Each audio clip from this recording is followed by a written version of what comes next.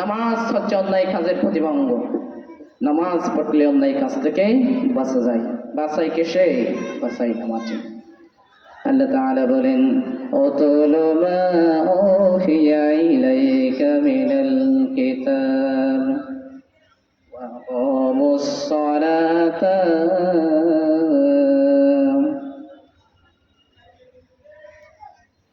হে নবী, এই কিতাব তেলাওয়াত করো যা তোমার প্রতি নাজিল করা হয়েছে।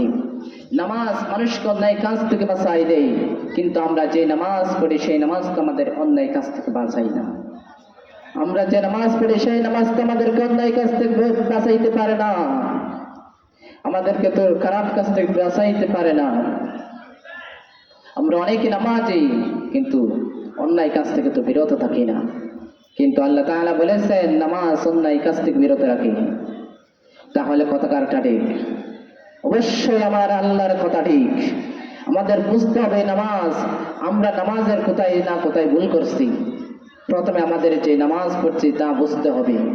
এখন যদি জিজ্ঞেস করা হয় তাশাহুদ, তাশাহুদ মানে কি, দুরূদ শরীফ মানে কি, সামি আল্লাহু লিমান হামিদা মানে কি, রব্বানা লাকাল হামদ মানে কি, জানি না। নামাজে যা পড়ছি, যার প্রশংসা করছি, সে তো সব শুনতেছে। হ্যাঁ, অবশ্যই শুনতেছে। নামাজে যা পড়ি তা যদি আমরা জানতাম, নামাজে যা পড়ি তা যদি আমরা বুঝতাম, তাহলে আমার আল্লাহর কথা অবশ্যই কার্যকর হয়ে যেত। ইন্নাস সালাতা তানহা আনিল ফাহশাই ওয়াল মুনকার। নিশ্চয় নামাজ অন্যায়, অশ্লীল ও খারাপ কাজ থেকে বিরত রাখে। নামাজ আমাদের কেমনে ফিরাবে? আমরা তো নামাজ বুঝি না, আমরা তো নামাজ জানি না। নামাজ শুধু খালি সিজদা দিই আর রুকু করি।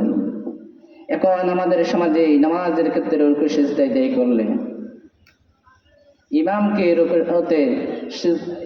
রুকুতে সিজদায় সতর্ক দেওয়া হয়। কিন্তু এরকম ইমামকে যদি এরকম করে সতর্ক দেয়, তাহলে তার নামাজ হবে না, সাথে সাথে তার নামাজ বাতিল হতো। সুতরাং আপনাকে নামাজ অবশ্যই বুঝতেই হবে।